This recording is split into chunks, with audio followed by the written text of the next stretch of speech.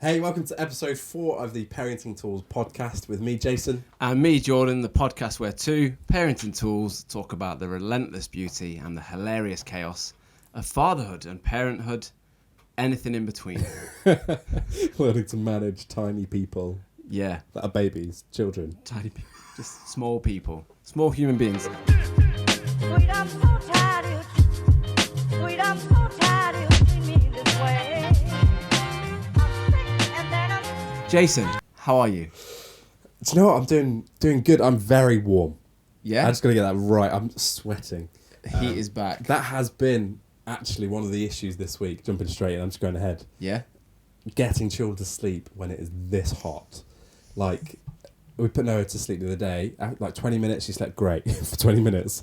Went to go pick... She woke up, she was screaming, gave her a little cuddle, and she was drenched. They're so clammy, So aren't they? hot. So Like, what sticky. do you do? Like, genuinely, how do you get... Do you buy...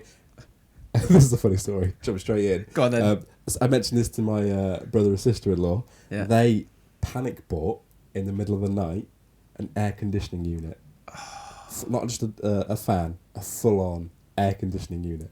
That is where we go wrong in this country. Is that we don't have aircon. True. Yeah. I've looked into it. So we bought a little air conditioning unit off Amazon where you put water in it. Yeah. Is it good? No, it's naff. It's awful. But we started to put ice cubes in it, and that helps, but they melt so quickly. But no, we've got a fan in the baby's room, and Luca's room. We just keep the what they called curtains. Pull yourself together, mate. We just leave them closed all day, and by the evening it's pretty cool. It's just so hot. Anyway, so that's the week. This week, actually, Noah's decided to sleep through as well. Get it. At the age of 2, she's only just, let me just reiterate, she's only just decided to sleep through the night. And when I mean that, I literally mean you put her to sleep and she doesn't wake up for at least 10 or 11 hours. Do you know what? I looked at you today and I thought, there's a glint. Or just a well-rested man. I thought maybe it was the sweat running into your eyes. It's just the face of her. So do you feel like a new person? I could be honest, those 2 nights I slept terribly. Why? Mainly because I got woken up. Now, I have to clarify, my wife is an amazing woman. She is. But she woke me up at 3 o'clock in the morning on this given night. We decided to go to bed really late because we were watching a film. We decided to risk it. Went to bed at midnight. Woke up at 3 a.m. with M going, the heating's on. What? I can't turn it off. I can't turn the heating off. Was it off? It had automatically turned on because we got a little remote and it had died. And so not only is it like 20-something degrees, we've got the heating at full blast. No. What a nightmare. And she couldn't find any batteries, so it had to be the hunter-gatherer and find the batteries. Oh my And word. so that made us a terrible night's sleep. And then the second night, I think I was in shock that Noah was sleeping through. And so I kept waking up going, have I just slept through, screaming? Is she dead? She's actually sleeping great. And so the rest of the night's been glorious. My heart has broken. Listening to you on your first full night say that the heating was on. It is hot though. Last night, so Mila has also slept through. Wow. Recently, but from like 11, 12 till about 6. So you can get a decent night's sleep. Yeah. And all of a sudden, my wife just shot up in bed. She was like, oh no, I think she had a nightmare. So I just rubbed her leg. I was like, are you okay? Yeah, I think you've had a nightmare. She went, get your hand off me, it's so warm. I was like, all right then. I think I told her to jog on. Just rolled over and went back to sleep. It's so warm. It is very warm. And we're not set up for it. We need aircon. Yeah. Genuinely. I sat in my car for an extra hour earlier just because... An extra hour? Yeah. I was doing some emails on my phone, but I just couldn't bring myself to leave because as soon as... It was like coming off a plane and you Petrol go to prices. Spain. Yeah. It was worth the petrol prices. Really? Yeah, it was beautiful. It cost you like £49 £40 to run aircon for an hour, but it was worth it. So Jason, we've got a lot to catch up on because we recorded episode 3 and 2 quite close together. Very close together. So we've not we recorded them very close together. So we've not had a chance to catch up on episode 2, and we've had some feedback. Oh, had yes. some stuff in Yeah. from people. So So my sister, of all people, contacted me about pregnancy tastes after saying that the tomatoes thing. Yes, And I my remember. mum figuring I out she was remember. pregnant because of tomatoes. So she messaged me this. Get the volume up. Hi, George. It's me. I've just listened to your last podcast and I thought I would update you on the tomato situation. So I've not been pregnant now for almost 10 years since I decided that I actually really love tomatoes. And I still love tomatoes. I can't get enough of them, especially those little ones on the vine. Flipping love them. So there you go. You know. Also, loved Jason's story about little Noah when she shouts that she needs a poo just because she wants to get out of bed. And it reminded me of a time when we were on holiday in Devon and we were camping. And Zephan was about 2 at the time. Clay decided he didn't want to go to bed. And when we ignored his repeated shouts to get back up, he started shouting that the tent was on fire. And at one point even screamed that we needed to call Fireman Sam. So we couldn't really ignore that one. So if you're talking tactics, I think that's a winner. That is brilliant. That's in a tent as well. At what point do you have to have a conversation? People of can hear that. Because fire. yeah, like all these other campers just minding their own business, and there's a lot of fire when you're camping, isn't there? Yeah. You just hear a kid screaming fire. At what point do you have to have the conversation of the boy who cried wolf? Yeah, the boy who cried fire. As soon as I got to say, I love the fact that she clarified it was her. Hi, Yeah, it's me. It's me. Yeah, that's what I thought when she sent it through. I was thinking, who else is it gonna Just be? in case. Yeah. Well, what's funny about that is, so she phoned me. She was in the car. If you're law enforcement, she's got Bluetooth. And she phoned me and said, Jord, I'm listening to your podcast. Started telling me the story. And I said, Lise, voice note it me. Save it, like send it to me so we can use it. And then I just hear her go, you stupid woman. And I'm like, eh? So I'm like, you're right, Lise? And she went, someone's just reversed into me as I'm on the phone. And so I'm like, and then she goes, she's not stopped. So I'm like audio witness to a hit and run. Wow. So she's like, Jordan, I've got to go. A woman's just reversed into me and she's driven off. And then it turns out she followed the woman home. Wow. And was like, by the way, you bumped into me. There was no damage. So maybe felt like a wasted trip. There was no damage. That's dangerous. And then she sent me that. Wow. But my cousin, just came to mind. My cousin, when he was little, he was obsessed with fire engines. And one day, they live on a street in Wales where it's one of those, like, if there's like a siren or a police car or anything, everyone's out on the street. So there's a bit of commotion, everyone's out on the street. My auntie goes outside and there's a fire engine there. And they're like, what's going on? And they're like, oh, we've been called to your house. Turns out my cousin wanted to see a fire engine so badly. Wow. He phoned 999, told them there was a fire, so they'd send a fire engine, and he was just loving life, looking at this fire engine, whilst the street think there's something serious like going on. I'd never even thought of that as a kid. No. That's intelligence. Well, yeah. Just that intelligence didn't go with him into adulthood. at least we've got an answer to the question of like when your taste changes in pregnancy. Evidence there, at least one case that it changes for good. That's incredible. At least one case. At least one case, so it's 100% true. Yeah, so far. There we go. So we've also had I had a message from a friend of mine called Nick, who was talking about the sneaking out of the room. Yeah. And Nick has gone to extreme lengths. So this is when you've like put a lot of effort into putting the child down, maybe transferring to the cot, closing the door quietly. Yeah, and now you're trying to leave as quiet as possible so they don't wake him up. Yeah. Spot on. So Nick said to me, hi, mate. Loved episode 2. Come on. Cheers, Nick. Thank you. Thank you. Like and subscribe. You put the story about sneaking out of their room with the creaky doors made me laugh. We recently asked the carpenter to replace all of our upstairs doors. The brief was to do anything needed to make them silent, no matter the budget. I'm glad to see he's doing well.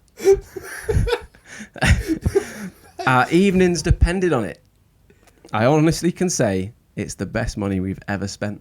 Wow, that is brilliant. I want to know how much it cost. That's what I want to know. Nick, tell us. No, don't tell us. Don't tell us how much it cost. But whatever it was worth it. That is brilliant. Because I mean, According to Nick. evenings are like that is like your safe haven, isn't it, as parents, when they're all asleep. Imagine from the carpenter's point of view. So what kind of thing you after? He's like got his pencil behind his ear. What kind of thing you after? And you go, just silent. Just non-squeaky doors. Yeah. What style? I don't care, mate. Just as long as they're quiet. Now I imagine they've not got any doors. Like really like thin paper ones. Yeah. Or those things that you get like in a deli. Or like outside a butcher. Just like hanging bits of... Keep the cooling. Oh, I need some of them in this room. Oh my word. Jeez. That's a great shout. But yeah. Get the aircon on. The little... So if you're struggling with leaving the room, Nick has got a carpenter that will sort you out with silent doors. So last week, was it last week or the week before? I think it was episode 3. We introduced the topic of the 4th trimester. Yeah. Topic that we hadn't really heard before. New ground. However, we've had some stories come in. So yeah, we've had a comment on Instagram from Sarah. It says, 4th trimester. I remember holding my mum's arms, staring into her eyes and saying, Mum, I don't think I'm okay. Wow. I know. It's such a massive change in life, and I don't think there's any amount of books or advice that can prepare you for it. We definitely thought, what have we done on a couple of occasions? The adjustment is so difficult but amazing. I think we can all agree. Oh, yeah. And that the thing is, that question of what have we done, like, there definitely a process where, like, you're mourning your old life. Like legitimately, like, the fact that you could just get up and go to the cinema. You could just get up and go out. Like, that whole process of that, your whole life has changed. Yeah. From this moment. You can go to work feeling fresh. Happy. But just feeling yourself. Yeah. Yeah. And I think, I don't know about you, but there are times now where I end up getting to work and I've like forgot to feed myself. Because I was so concerned about feeding like the kids, getting breakfast, all that sorted. It's like by the time I actually get, I'm like, oh, like I missed my cereal. I forgot to get my Wheatos. I'm really hungry. Well, my wife, so she phoned me and she said about the 4th trimester. Yeah. And she kind of just filled me in a little bit. And she said, like, there are things that you wouldn't know unless I told you. And it was stuff that I wouldn't have even thought about. So this might sound a bit basic and simplistic, but when your wife gives birth, you're like, right, she needs to recover because she'll be exhausted. And it's just like, for me, that's what it is. Is she's exhausted, she's been through an ordeal. And I don't think through much else. But she listed off loads of things that like women can go through physically, whereas for a man, there's no physical element of giving birth. Yeah. The only physical side effect is you're tired. Yeah. Which you can get over with a bit of sleep. So she said, she listed off things like when your stomach goes back to normal, your body returns to normal size, that hurts. Wow. You can have like post-baby contractions and they hurt. Wow. There's things like, she says, there's bleeding. She says you've got discomfort and pain when you go to the toilet. Things that a bloke wouldn't experience or wouldn't know that their wife is experiencing unless they're told. Yeah. So I was listening to her thinking, I feel like I should have known this to support you better. But at the same time, it's a whole different side of, I was explaining my experience of the newborn bubble. Like, I'm off work. Yeah. It's brilliant. There's the 3 of us, whilst my wife's in pain, Yeah. whilst her body returns to normal. And I just never thought of that side of things. So it was really interesting to speak to her about it. That's one of the things that, especially about this podcast, when you're talking about stuff, and it opens up conversations that you don't really think to have in the moment. Yeah. And like there were loads of conversations that we wish we would have talked about before having kids. Not that it would have changed anything, but just so you're more prepared. Yeah. And like even things like nowadays when it comes to work and like taking leave off work, like I suggest that anyone who's having kids, like especially if you go like the traditional route of like the woman's doing most of maternity leave. Route, not route. Route. Which one's is it? Right on, brother. Is that American? It's very American. Sorry about that. Blame my dyslexia. But like the conversation, like I always suggest to people, like to guys, take as much time off as you can. Yeah. Like 2 weeks is not enough. Like to put it in context, I didn't take it as maternity leave. I just took it. I left work and I had 8 months. Wow. And like in that 8 months, there was a lot of recovery, like for our mental health and the other side of that. But actually having a long period of time to adjust a new life together before getting thrown back into work was so important. Even just seeing how much work it is to look after a baby, because it changes so often. And like obviously now there's ability to take shared parental leave, but I was chatting to my brother-in-law who's taken shared parental leave. It's so uncommon that most workplaces don't even know how to like navigate it, and like I don't even know if that's allowed. But like just taking that time off at the beginning for me is like, if you're having kids, take as much time as possible. I did that. I coupled annual leave with paternity leave, and it was brilliant. It was really nice. But yeah, it's and when I say that conversation was a couple of months too late, I mean from my part, not from her part. Like she hasn't got to fill me in on anything. But I feel like I just didn't support her as well as I could have, not knowing that stuff. So yeah, 4th trimester, fellas, if you want to do a bit of research, I'd recommend giving that a look, because I didn't know, and I wish I did know. Yeah, that's a good tip there. Top tool. That could be a feature, couldn't it? Top tool. Top tool. Tell you what else happened in episode 3. What happened in episode 3? First guest. We did. What a guy. Shout out to Sam. It was a great episode. Yeah. Absolutely loved listening to Sam. Yeah. Like just hearing their story and like how they're navigating some of the challenges, but also they're doing it so well. Yeah. And like, I know them personally. They're great parents. They're great in their marriage, and it's just like, even though there's all that stuff that's great, there's still struggles that go on behind the scenes, and it's just it's good to air them. It was a good episode. It was, and for me, it was. I've only ever met Sam like twice, and so all that stuff that he was talking us through, we hadn't prepped him. We hadn't said, "Oh, this is what we want to talk about." We hadn't sent him a list of questions. Yeah. The first time I heard it was when we were recording it, and for me to hear someone say like, "I didn't have that instant connection with my child," was surprising to me. Nothing wrong with it, but like surprising, because that was completely not my experience or that of people in my family and immediate circle of friends. So to hear him say that was quite surprising, but then to explain the reasons why, I thought was really interesting. And since then, I've had 2 conversations with parents who have said the same thing. Okay. So one, it's quite funny. So I was just sat on my laptop getting some clips from episode 3 for social media, and follow on TikTok. Yeah, at parentingtoolspod on TikTok. And we need to get better at social media, don't we? And also promoting social media, as I've just found out.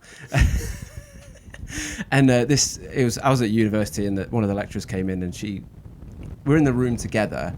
Do you know, it's just you and someone else. You feel like you should make conversation. A bit awkward. So I was on my laptop. I said, "I'm really sorry. I'm just picking out some clips from this podcast I'm doing." Told her the story, and she went, "Oh, I was the same with my first." Wow. She had a tremendous ordeal, quite touch and go, and it was 6 months before really I looked at my firstborn and thought, "I love you so much." Wow. Because the recovery was so long. And then had another, so that was a female's perspective. I was talking to a mentor of mine today, who's a male, and exact same thing. Wife went through a bit of an ordeal, touch and go again. He said that. Wow. She was in hospital for weeks recovering, and he was at home with the baby on his own. And he said, and this is his words, "I got a bit weird." And he just said, like, he got really protective of the baby. Yeah, wow. He said that, like, I didn't want people to come to the house. I didn't want people to hold him. And then as a result, when his wife came home, she struggled to bond because he was so protective of this baby. Wow, yeah. And so there's literally 2 people I've spoken to, and they had similar experiences to what Sam have had. And then I said to him, "How many times have you told that story and just said, like, oh, we had complications?" And he was like, "Yeah." And so, like, there's nothing wrong with talking about this stuff at all. Yeah, because for me, going into it, we'd been listening to the parenting podcast by Josh Widdicombe and Rob Beckett. Love that. Great podcast. Love that. So funny. But one of their early episodes, they were talking about this, of they didn't have an instant connection with their child. And so before we like even got close to the birth, me and Em were both prepared in the sense of we're not going to have this instant connection, or we might do, we just don't know, but we knew it was an option that it might not happen. And like especially for me and Em's similar experience, the first emotion that I felt was just protection. Yeah. I just want to protect you. The feelings of love came afterwards, especially if you've seen the photo of Noah when she was born. She looked like a gremlin. Underbaked. Underbaked. Oh my goodness. She's absolutely adorable now. She is. It's a Well, beaut- she was the whole time. But genuinely, the first time so when she was first born, she was covered in bruises. She still had the womb hair that they have. So they have hair in the womb. Do they? Yeah. I can't remember what it's called. It's got a fancy name. But so she still had this all over her body. Like a little rug. not as thick, but like hairiness. Bit of insulation. Yeah. And so, but I didn't see any of that. So like I was like besotted in terms of like I thought she was amazing. But the overwhelming thing was just protection. And then our relationship, like I didn't get to hold her for the first week that she was alive. And the only time I did get to see her was through an incubator. But actually, as soon as I held her, it was like, man, absolute. And I was like besotted from that moment. It was only later that I looked back at the photos and realised, oh, she was bruised and she looked like a troll. She was a gremlin. But at the time, I thought she was the most beautiful baby I've ever seen. Until you looked at pictures and you're like, until now I look back. gosh, I was wrong. Like, oh, man, What was I thinking?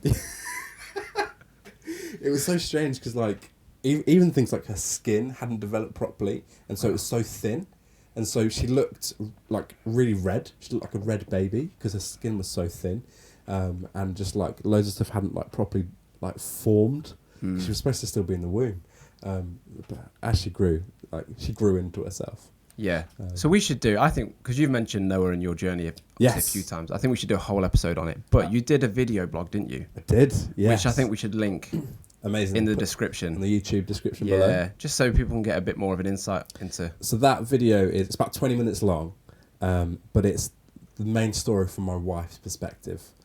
Everything from like preparing to go into the hospital, like where we were, and then right up until the birth. That's what the whole thing covers. And like she goes into quite like a lot of detail, and that was literally probably 6 months after it had happened. So no, it was about 6 months old when we recorded that.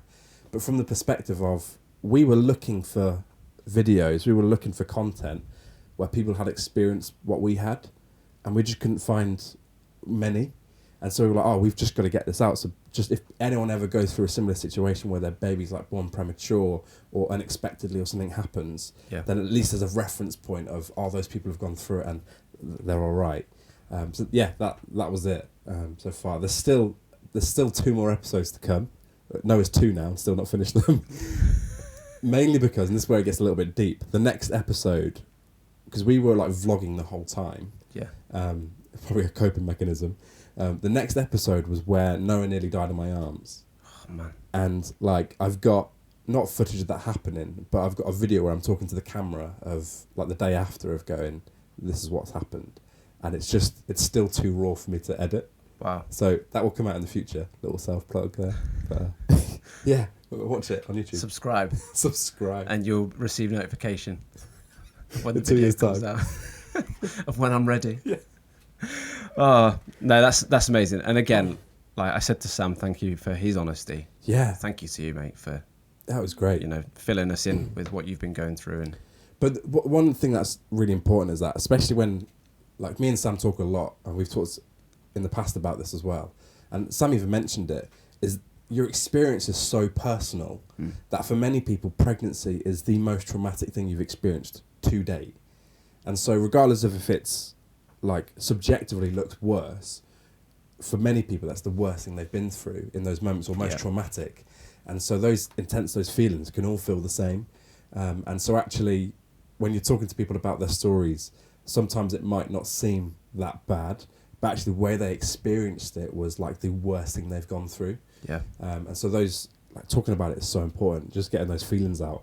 And it's okay. Yeah. Yeah. It's okay. 'Cause I was saying that my dad, shout out to my dad, I love him. And like, I don't know about you, but like my dad is my point of reference for how to parent and how to be a bloke. Yeah. And you know what? I've got a really good example. But he kind of said, when you were little, I was up 2-3 times a night and I'd have to go to work and just get on with it. And I was like, Dad, that's still the same. Like, it is still the case that you get on with it. Like, you have to. But having people hear other people say, do you know what?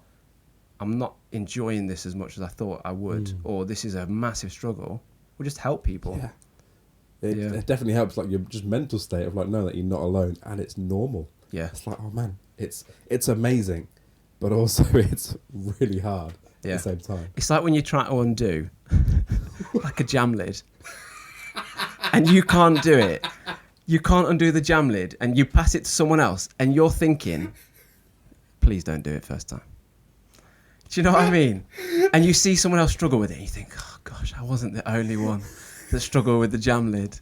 There's nothing worse than when you pass the jam lid on and someone just does it first time. I've just now got images. How many times do you open up a jam lid on a daily basis? Do you like Annually? jam for every meal? Do you know what I mean? Do you know what I mean though? Yeah, because like there are some people that you look at and it looks like Instagram perfect. Yeah. Like everything just looks so easy, and it's like, oh, they don't even struggle. Like it's so easy for them. And then, but really, like most people are like, there are difficult stuff in parenting. Most of the time, it's difficult. Yeah. Even if you're doing it well, even the easy hard. parts, are difficult.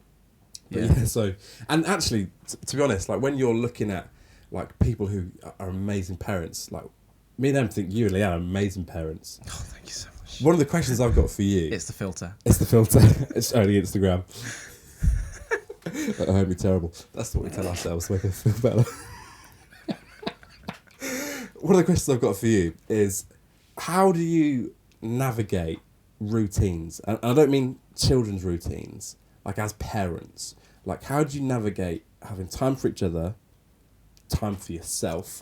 Do you have a structure, a pattern? So I'm sure ours will be different. Yeah. Like, what have you got? What is your setup? So I remember once bumping into a friend of mine from school, and he was a dad, like quite a few years before the rest of us, and we were thinking about having kids. So I bumped into him on Carnival Day, of all days. So everyone's lying in the streets. I'm like, oh, you're all right, mate, how you doing? He's like, yeah, I'm all right. I was like, your dad? He's like, yeah. I said, mate, what is like the one bit of advice you would give?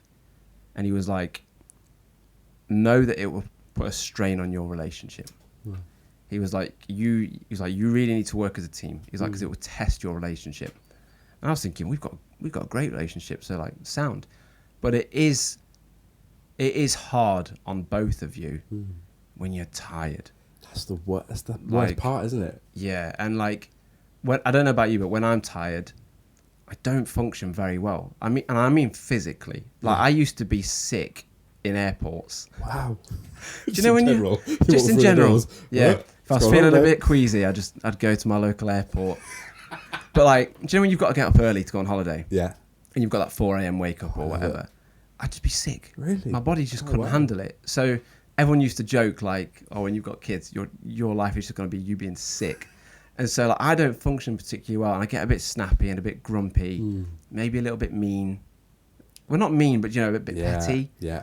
And when you're both in that state, and you can just kind of, little things will just annoy you, won't they, about each other. And it does take a strain. But I think finding that routine and having time for each other, but not just each other, but for yourself, is super important. And especially for me, like I like people, I like being around people. But like last Friday, when I was at uni speaking to that woman, actually, I ended up being in the room with her because I just didn't want to go to lunch with people. I'd been around people all week and I thought I just need some time on my own. And so I found that time there, and it was dead nice. It was really nice. So yeah, I'm very, and she might not even know this, but like I want Leanne to go out and do stuff on her own without me. So like days where she's like, oh, I want to get to the gym today, I try to make sure that she gets to the gym. Yeah. If she's got like a church group on a Tuesday, I'm like, you go. Like I'll look after the kids, you go. So, and then when she has that attitude for me, like, right, he needs to do his thing. Yeah. And you're both kind of advocating for each other, I think that will really help you out. What about you? How do you huge. guys? So I mean, I work a lot in the evenings. Like have different like meetings on or something like where I have to meet. So I work a lot with volunteers who can't like meet in the daytime. Right. So evenings is the time where I have to work, and for that, like we're just super flexible. Of usually whenever that happens, I tend to plan them on the same day of the week. Yeah. But I mean, we are, as much as Noah doesn't sleep through the night, she's always been good at going to sleep, and so we get to sleep and we have that evening, most evenings, just to chill out together. And for us, like before we were married, that time was like almost sacred. of just not with anyone else, just chilling together, doing just hanging out, doing stuff we like. Nowadays, it's mostly watching something on TV because that's easy, or just chilling in the garden or something. And so we try and do that like a few times a week. I remember like when I was getting ready to get married, people talking about like how important date nights are. Yeah. The thing that shaped my thinking most was someone who said it's not enough just to have one night a week. It's like actually this person's supposed to be your best friend, and so it's like have multiple times where that's the most important thing. And so of any given week, we've probably had 2 or 3 nights just together. Yeah.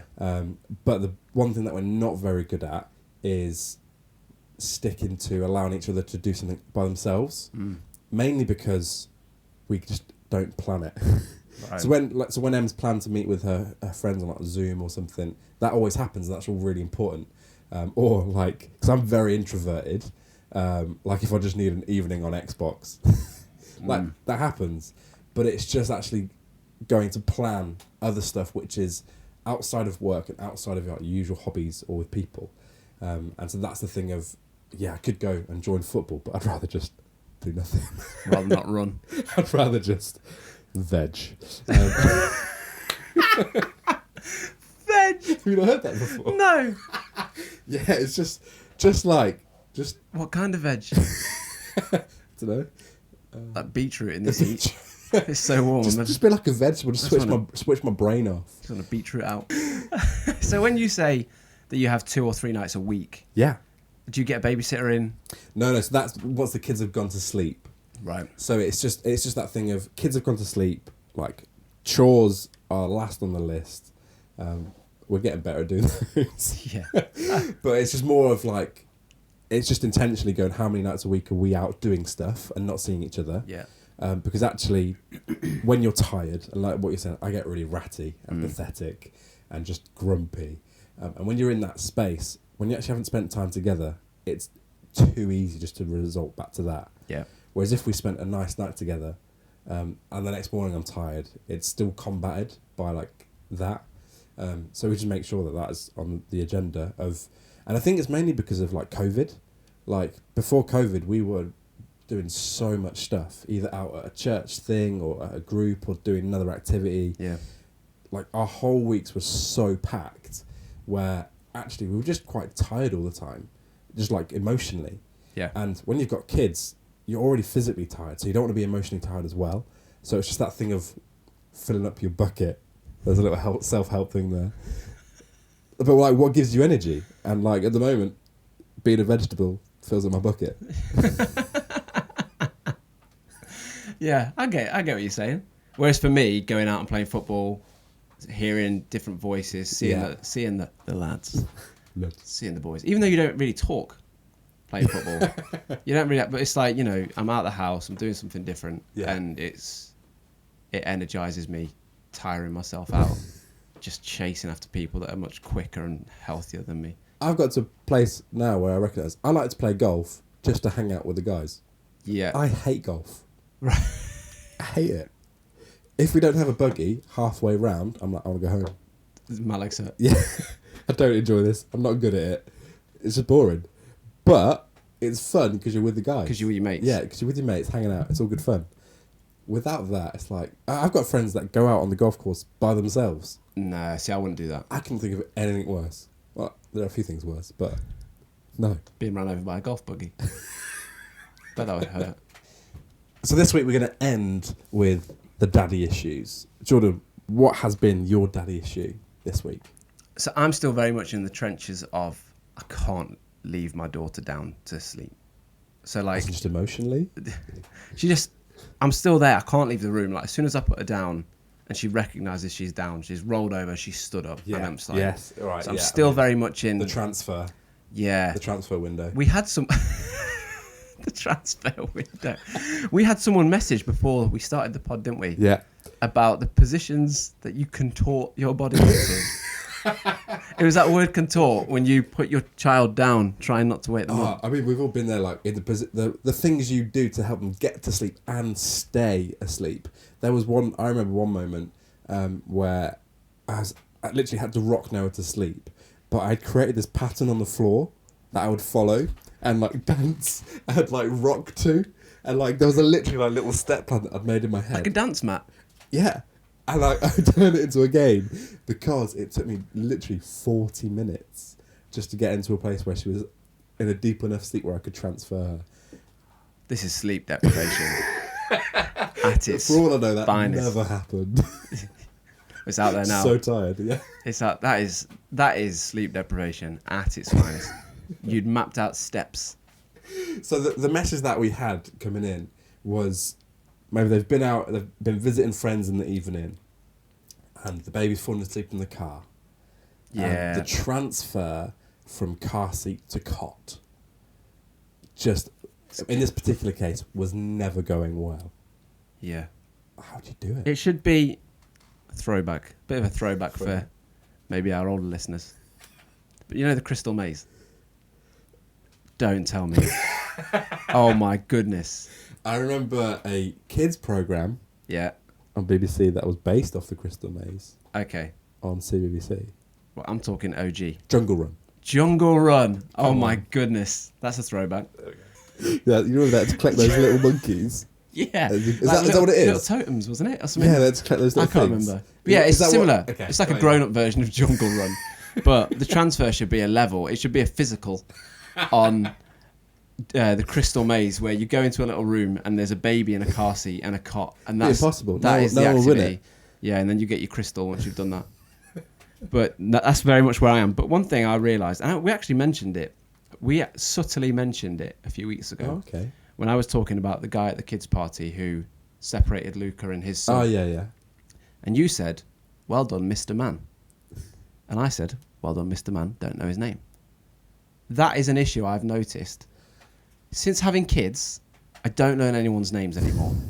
I just know Lucy's dad, Stephen's mum, Dale's mum, This or whatever. is so true. There's people in my phone book. Is that a thing anymore? My contact list. In his file of facts.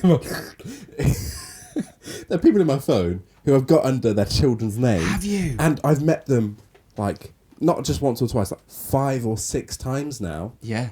where I'm embarrassed Not to a clue. say, what's your name? Yeah, that's one thing about being a parent is I've just not learned anybody's names anymore. Like I'll say to Lee when I picked up, one of the kids, I'm like, I bumped into Lucy's mum. Not a clue. Not a clue what her name is. And I've got an example of this. So my wife Leanne met a lady at the gym who was pregnant at the same time as she was. And they got talking about pregnancy and birth and stuff. And she came home, she's like, I got talking to this lady today. And then she started to call her a gym friend. And then she'd be like, oh, my gym friend had her baby. And then I saw my gym friend. So eventually I said to her, what's this woman's name? She went, I ain't got a clue. And I'm not joking, 2 years. It was 2 years before she learnt her name. And like she knew all this stuff. She'd say, her baby is approaching 2 and she's not speaking yet. And she's really, and like they'd go through some really deep conversations together. I knew all about this baby. Yeah. Not a clue what the woman's name was. How did she find out the name? So I said, you just need to say to her, we've been talking a long time and I actually don't know your name. She's like, I can't do that. But eventually she came home one day. She goes, don't know if I can name her on. No. Let's call her Suzanne. Suzanne. Yeah. Go, her name's Suzanne. And I think she just kind of said, we've not. See, We've not, that's the you know- step that I'm too embarrassed to take. Maybe I have to wait till the 2 year mark to get confident. 2 year mark. Is that his dad? That was so quick. It took me a second to realise what had just happened. Thank you. Well, we were at the park the other day and we were, our kids were playing with someone else's kids. And I said to this woman, I was like, what's your name? I says, because I've just found I don't learn anybody's name. So, yeah, she told me a name and we had a lovely time, all of us together with the kids. And Just straight in there. Just, I don't know your name. I felt like I had to explain it though, because I didn't want to be that weirdo. Oh, what's your name? That's not how I talk to people. I don't know why I did that. But I felt I had to explain, the whole I don't know anyone's names anymore. Jordan, I want to end on one thing which you came up with today, and I think it's hilarious. It's a new game to play. That if you're ever at home, The Crystal Maze. Well, you can recreate it if you like. It's called Child or Dog. Yeah. Explain what this game is. I don't know how we go about action in the game. So as we were setting up, we had all the doors open, and we just heard someone say, "No, get in, get inside, Sit down." and it was like, child or dog. So I don't know in what context Good we girl. could. Yeah. Someone said that to me recently. Lucas. To you? Yeah. So Luca said it. I think it was my uncle. Yeah, it was my uncle. Luca did something. I was like, "Oh, good boy," and my uncle's like, "Talk to him like a dog." So how do we go about action in the game? But I think it's a funny little thing because you do say, "Don't get on there. Wipe your feet." I think it's a game that I'm going to play with myself against my spouse. Yeah. Just in my head. Child or dog. Child or dog. Don't let him on the sofa. He's just been through a puddle. Child or dog. Oh, what amazing. If you want to get in touch with us, please do. Let us know your stories. Seamless your daddy segue. issues. Seamless transition. Child or dog. Child or dog.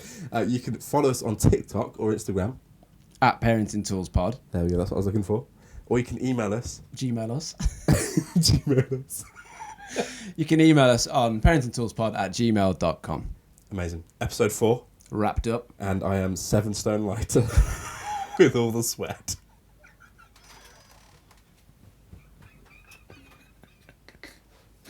Oh, mate, that was a good one.